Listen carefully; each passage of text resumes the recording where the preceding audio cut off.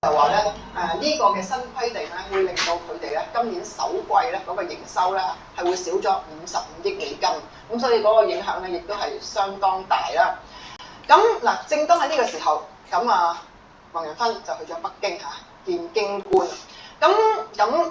係咪即係好引起關注咧？而事實上，黃仁勳本人從目測佢都係嚴陣以待嘅。因為黃仁勳以往出席親公開場合咧，大家見到佢咧都係着皮褸嘅，呢招牌嘅衣着。但係今日個訪問有片有相，佢咧係西裝，哇都好即係好嚴陣以待俾大家感覺，即係所以顯示此行咧都相當嘅凝重。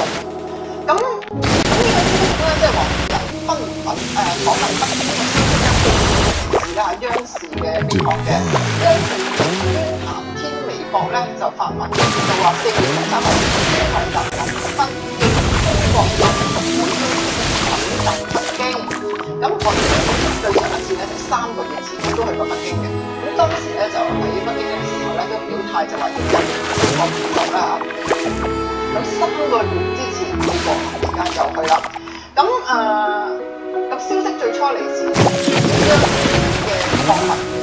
稍後咧央視嘅新聞咧，財經嘅新聞咧亦都有報導佢今次嘅訪問。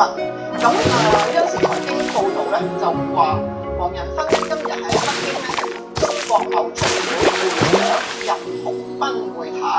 就美國政府決定管制英偉達對華出口。黃仁勳咧就話，美國政府加強晶片出口管制咧，已經對英偉達嘅業務咧產生咗重大嘅影響。英偉達同中國市場共同成長，相互成就，將繼續不斷優化監管標準嘅產品體系，堅定不移地服務中國市場。咁最重要嗰句就係堅定不移咁服務中國市場啦。喺呢度咧，以上就係央視嘅報導。